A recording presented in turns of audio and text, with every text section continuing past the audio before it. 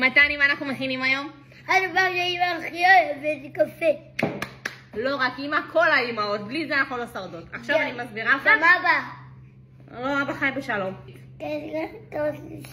כפית קפה, שותה בלי סוכר. עכשיו אנחנו נשים כוס אין מים. סוכר. אני לא רוצה עם סוכר. צריכים חלב. אבל קודם מים חמים, אוקיי? לא קודם חלב. אבל קודם מים חמים. של מי הקפה? אני הולכת לשים מים חמים, אבל בזהירות. בסדר? אתה תשים את החלב. כן. אחד אוהב קפה אמא שלי. כן, אבל אתה יודע מה אני יותר אוהבת מקפה? אותי. נכון! איך זכרתי? כי זה לנצח. זה כל הזמן. נו אמא. רגע, אנחנו מחכים שזה יותר. עכשיו אני אתן לך לשים את החלב, אבל בזהירות רבה. אני לא אוהבת הרבה. זו, השם ישבו. עכשיו אתה בננה. לא. אתה יודע למה אמא לא שמה סוכר? כי אמא אוכלת עוגיה עם סוכר. אמא תשתי. רגע. איזה טעם הקפה?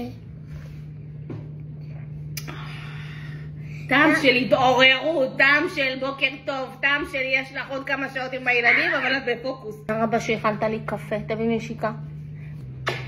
איך תצלח בשיח. לא נורא. יאללה, ביי ביי. תגיד ביי ביי לחברים שלנו בטיקטוק. ביי ביי חברים שלנו מהקקה. מה, קקה?